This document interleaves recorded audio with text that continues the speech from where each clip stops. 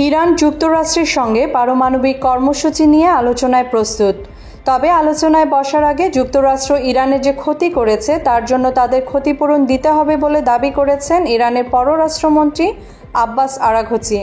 মর্যাদা ও পারস্পরিক শ্রদ্ধার ভিত্তিতে যুক্তরাষ্ট্রের সাথে আলোচনা পুনরায় শুরু করতে ইরান প্রস্তুত বলেও মন্তব্য করেন তিনি।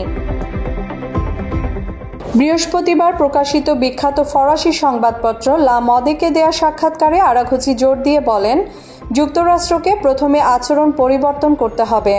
আলোচনার সময় ইরানের বিরুদ্ধে আর সামরিক হামলা চালানো হবে না তার নিশ্চয়তা দিতে হবে। তিনি জোর দিয়ে আরও বলেন, ইরান সবসময় মর্যাদা, যুক্তি এবং পারস্পরিক শ্রদ্ধার প্রতি প্রতিশ্রুতিবদ্ধ। যুক্তরাষ্ট্রের সঙ্গে কূটনৈতিক যোগাযোগ অব্যাহত রয়েছে। একটি বন্ধু রাষ্ট্র কূটনৈতিক হটলাইন স্থাপনে মধ্যস্থতাকারী হিসেবে কাজ করছে। ইরানের পররাষ্ট্রমন্ত্রী বলেন, কূটনীতি একটি দ্বিমুখী রাস্তা। যুক্তরাষ্ট্র আলোচনা ভেঙে সামরিক পদক্ষেপ নিয়েছে। কাজেই যুক্তরাষ্ট্রের জন্য তার ভুলের দায় স্বীকার করা এবং আচরণে পরিবর্তন আনা জরুরি।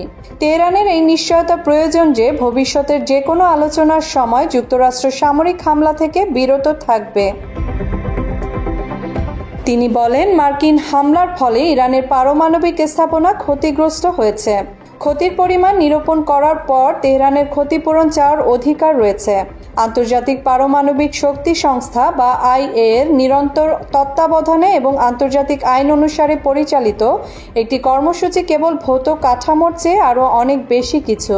জ্ঞানের শীর্ষে পৌঁছেছে এমন একটি জাতির অদম্য ইচ্ছাশক্তি সহজে নষ্ট হয় না। আইএ এর প্রতিবেদনগুলো ধারাবাহিকভাবে নিশ্চিত করেছে, ইরানের শান্তিপূর্ণ পারমাণবিক কর্মসূচিতে অস্ত্র তৈরির কোনো প্রমাণ নেই। মাত্র 30% টাকায় জমির মালিক হয়ে নতুন বাংলাদেশের গড়ে তোলার স্বপ্ন দেখা বাংলা বসতি। তিনি উল্লেখ করে বলেন, আইএ এর দ্বারা তত্ত্বাবধানে থাকা পারমাণবিক স্থাপনাগুলোর উপর হামলা এবং পশ্চিমা দেশগুলোর এই হামলার নিন্দা জানাতে ব্যর্থতা আন্তর্জাতিক আইনের ভিত্তির উপরই আক্রমণ। আরাঘচি জোর দিয়ে বলেন, নতুন করে আলোচনার জন্য যুক্তরাষ্ট্রকে ইরানের সঙ্গে করা ভুল আচরণের দায় স্বীকার করতে হবে। তিনি সতর্ক করে বলেন, আরও নিষেধাজ্ঞা বা সামরিক হুমকি কূটনৈতিক প্রচেষ্টাকে বাধাগ্রস্ত করবে। তিনি 2015 সালের পারমাণবিক চুক্তিতে বর্ণিত নিষেধাজ্ঞা ব্যবস্থা সক্রিয়করণ সম্পর্কে 3টি ইউরোপীয় দেশের পরামর্শের কথা উল্লেখ করে বলেন, এই ধরনের পদক্ষেপ সামরিক আক্রমণের সমতুল্য হবে এবং মূলত ইরানের শান্তিপূর্ণ পারমাণবিক কর্মসূচি সম্পর্কিত আলোচনায় ইউরোপের ভূমিকাকে নাকচ করে দেবে। গত 13 জুন ইসরায়েল হঠাৎ করেই ইরানের উপর হামলা চালায়। এতে ইরানের বেশ কয়েকজন উচ্চপদস্থ সামরিক কমান্ডার এবং পারমাণবিক বিজ্ঞানী নিহত হন। এরপর 22 জুন যুক্তরাষ্ট্র জাতিসংঘের সনদ এবং এনপিটি লঙ্ঘন করে ইরানের 3টি পারমাণবিক স্থাপনায় হামলা চালিয়ে ইরানের বিরুদ্ধে ইসরায়েলের আগ্রাসন যুদ্ধে আনুষ্ঠানিকভাবে যোগ দেয়।